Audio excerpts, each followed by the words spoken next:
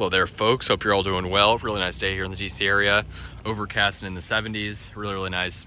And I just wanted to do a video on these nice needle palms here at the National Arboretum in DC. And yeah, I'm going to get a video of the big one soon, so stay tuned for that. But just wanted to share these ones. These are ones that I actually didn't discover for a while after I always came here to make videos of the big needle palm. But turns out they've got several others. They got a big one, a decent sized one also at the visitor center. But these ones are just like on the side road. There's actually a golf course right over there. And that's just like the side road to the Arboretum near the river. The river's right over the Anacostia River.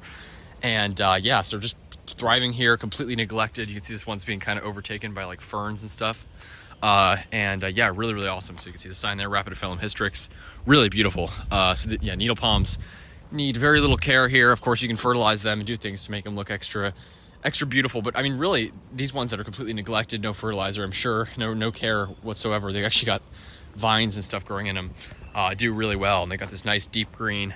I mean, it's like kind of like a lightish green color, really beautiful, classic needle palm color, and just absolutely beautiful. Love needle palms so much. And yeah, I mean, I honestly think that if I did live in a warm climate, I'd probably still plant one.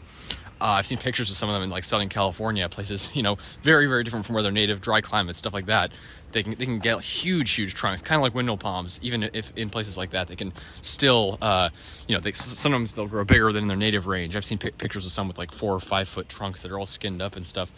Look very interesting. So, but I also love the bush-like look. You know, the big like 12-foot one over there has got that huge bush-like look, probably, you know, 12 feet high and maybe close to 15 feet wide.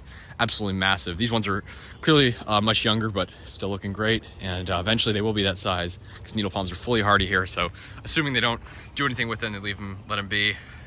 These will, in due time, reach that size. And it's very impressive that one's so big because they are definitely quite slow growing palms. There's no doubt about that. But the nice thing is that we get so much summer heat here and humidity, and it's quite humid right now, even though it's nice and cool. But yesterday was really, really hot. All that summer heat and humidity, and especially because we're at such a low latitude, you know, considering how cold DC gets in the winter, we do get quite a long warm period.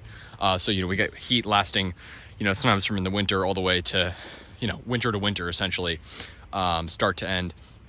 We can get heat spells in winter, and then all throughout the warm season, we mostly get, you know, very hot and humid days, which is great for palms and means a lot of growth in these needles, more so than you'll see in a lot of places with cooler summers. So that's what they love because they're native to the East Coast, just further down.